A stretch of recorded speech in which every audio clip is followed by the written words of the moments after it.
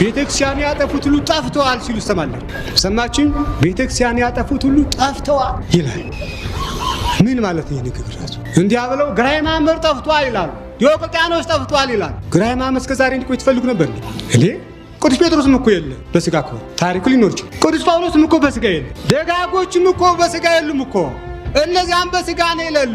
ስራቸው ዛሬም እየቀጠለ ከሆነ ሙተዋል ማለት አይቻልም። ጠፍተዋል ማለት አይቻልም። አሉ ስራቸው እየቀጠለ። ግራኝ ማመር ሙተዋል ማለት ምን ማለት ነው? ስራው ከቀጠለ ቤተክርስቲያን የነኩት ሁሉ ጠፍተዋል ማለት የወዲት ጉዲት ጠፍታለች ማለት ዛሬ እሷ ስራ ካለ አለች ማለት ነው። እሷ እስከዛሬ ልትቆይ አትችልም። ንግግሮቻችን በደንብ ካላየናቸው በከንቱ ንግግር እየጠፋንም የቀድሞ ታሪክ እያወራን ከሆነ በእውነት ለመጥፋታችን ምክንያት የለንም። እኛው ራሳችን ጥፋታችን ከንስር የፈጠነ ሆኗል። ዛሬም ቢሆን እጃችን ላይ ባለው መስራት ካልቻልን የለንም። እግዚአብሔር ሙሴን ሊያድነው ሲፈልግ አንድ ነገር ጠየቀው። በደንብ ስሙ። እስራኤል ሊያድነው ሲፈልግ እግዚአብሔር ሙሴን አንድ ጥያቄ ጠይቆት ነበረ።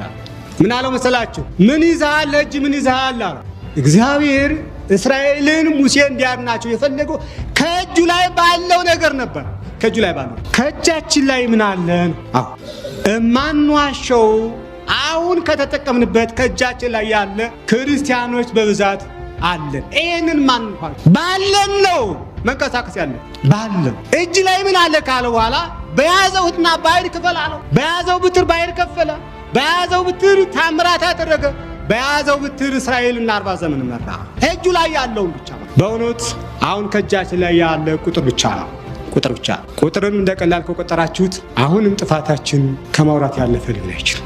ይህንን መቀየር ነው ወደ ኢኮኖሚ፣ ይህንን ወደ ህብረት መቀየር ነው። ይህንን ወደ መግባባት መቀየር ነው። ይህንን የአንድነት ምክንያት አድርገን መጠቀም ይቻላል። ቁጥር ከእጃችን ላይ ያለው ሙሴ እጁ ላይ ባለው እስራኤልን አድኗል። ከጥቂት ጊዜ በኋላ ግን ከእጃችን ላይ በሌለ ነገር ማውራት ይሆናል። አሁን ብዙ ነገሮችን እኮ ከእጃችን ያጣናቸዋል። አስታውሷቸው። ስንት ነገሮችን አጠናል ብንባል ብዙ ነገሮችን አጠናል። አሁን ስለ እነዚያ ማውራት ጊዜው ላይ ሆነች። ቢያንስ እንኳ ዛሬ ማውራት የምንችለው ከእጃችን ላይ ያለው ቁጥር አለ። እሱን እንጠቀምበት። እሱን እንጠቀም። ሰው መጀመሪያ ሀብቱን ነው ማውጣት። ሰው መጀመሪያ ሀብቱን ነው መጠቀም ያለው። በጋራ ተሰብስቦ ወደ እግዚአብሔር በጋራ ተሰብስቦ ራስን መመልከትና ራስን መረዳዳት ይጠይቃል። መተባበር ይጠይቃል። ቅድም እንዳልኳችሁ አንዱ ወድቆ ሌላው ተሳልቆ የሚያልፉበት መንገድ መሆን የለበትም። አንዱ እየተራበ አንዱ እያከማቸ እያደለበ፣ አንዱ ሲራብ አንዱ ሲያደል ማየት የለብን። ስለዚህ እንዲህ አይነት ነገሮችን